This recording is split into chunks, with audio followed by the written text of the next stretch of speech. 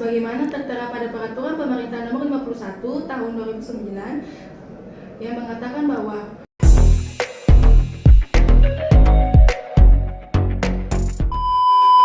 Assalamualaikum warahmatullahi wabarakatuh.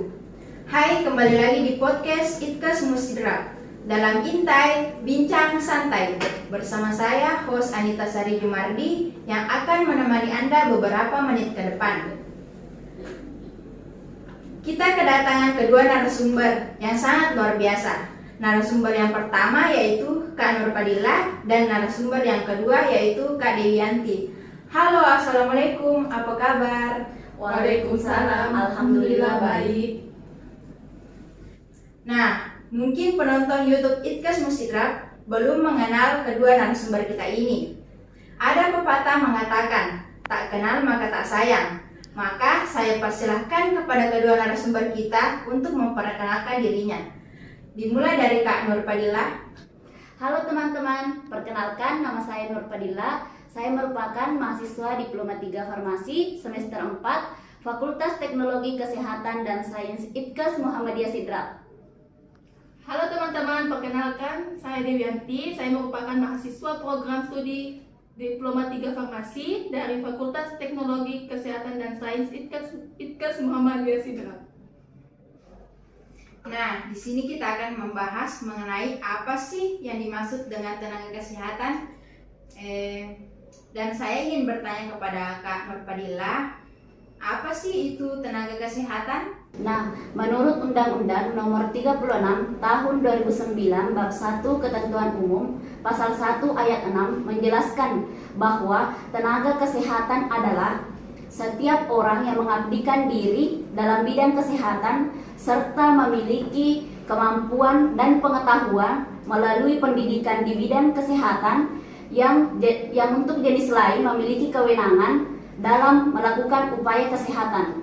Jadi, tenaga kesehatan itu dapat diartikan bahwa setiap orang yang mengabdikan diri atau bekerja dalam bidang kesehatan. Nah, terus apa saja sih jenis tenaga kesehatan? Karena kebanyakan orang awam itu mengira bahwasanya tenaga kesehatan itu hanya perawat, bidan, dan dokter saja. Itu memang benar, saya sendiri pun sering mendengar hal tersebut. Jadi, menurut Undang-Undang Nomor 36 Tahun 2014 Pasal 11 Ayat 1, tenaga kesehatan meliputi yang pertama tenaga kesehatan medis, yang kedua tenaga psikologi klinis, yang ketiga tenaga keperawatan, yang keempat tenaga kebidanan, yang kelima tenaga kefarmasian, 6 tenaga kesehatan masyarakat, 7 tenaga kesehatan lingkungan, 8 tenaga kesehatan gizi, 9 tenaga keterapian fisik, 10 tenaga keteknisan medis, 11 tenaga teknik biomedika, dan 11 tenaga kesehatan tradisional, dan yang terakhir tenaga kesehatan lainnya. Nah, itu semua merupakan jenis-jenis tenaga kesehatan. Nah, kemudian tugas dari setiap jenis-jenis tenaga kesehatan itu apa saja sih? Dari jenis-jenis tenaga kesehatan tersebut, yang pertama itu tenaga kesehatan medis. Tugasnya untuk mendiagnosis awal yang terjadi pada pasien. Contohnya itu dokter spesialis, dan dokter gigi. Nah, yang kedua itu tenaga psikologi klinis. Nah, tugasnya ini untuk mendiagnosis mental atau masalah kejiwaan pada pasien tersebut. Yang ketiga itu tenaga keperawatan, yaitu tugasnya untuk merawat pasien, bagaimana tugas pada umumnya seorang perawat. Nah, yang keempat itu tenaga kebidanan. Tenaga kebidanan itu membantu wanita mulai dari mengandung hingga melahirkan. Nah, selanjutnya untuk tugas tenaga kesehatan masyarakat itu membantu promosi kesehatan sehingga mencegah penyebaran penyakit. Nah, selanjutnya tugas untuk kesehatan tradisional itu membantu peningkatan obat-obat tradisional mulai dari jamu, herbal, dan lainnya.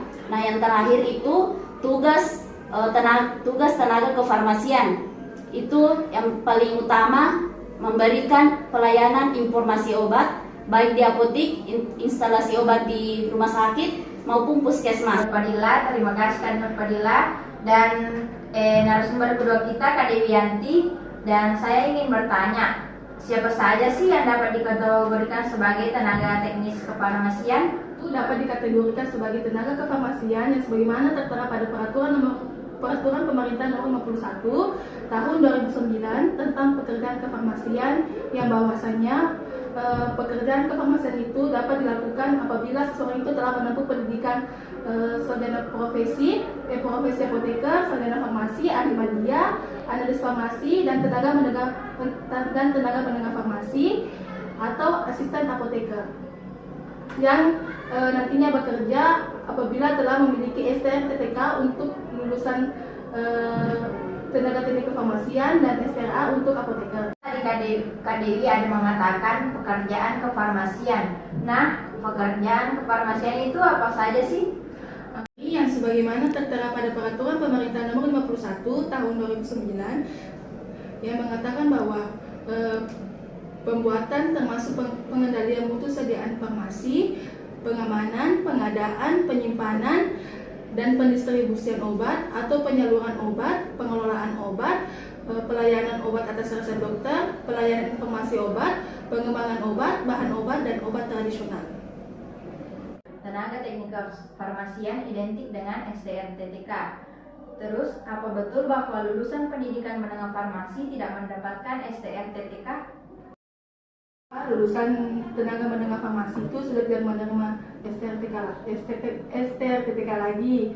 Nah, kebetulan saya juga merupakan alumni dari SMK Farmasi yang terakhir mendapatkan STR-TTK itu angkatan tahun 2015, karena pada rapat koordinasi tahun 2016 dengan mengacu pada peraturan Undang-Undang Nomor 36 Tahun 2014 dan surat Kepala BPPSDM yang menjawab pertanyaan dari Dinas Kesehatan Provinsi, Direktorat Jenderal Kefarmasian dan Alat Kesehatan yang mengeluarkan surat edaran yang pada intinya mengatakan bahwa Dinas Kesehatan Provinsi dapat mengeluarkan STR-TTK bagi lulusan sekolah menengah farmasi, baik itu yang telah bekerja sebelum adanya Undang-Undang Tenaga Kesehatan maupun lulusan baru setelah Undang-Undang Kesehatan itu dapat berlaku hingga Oktober 2020. Baik setelahnya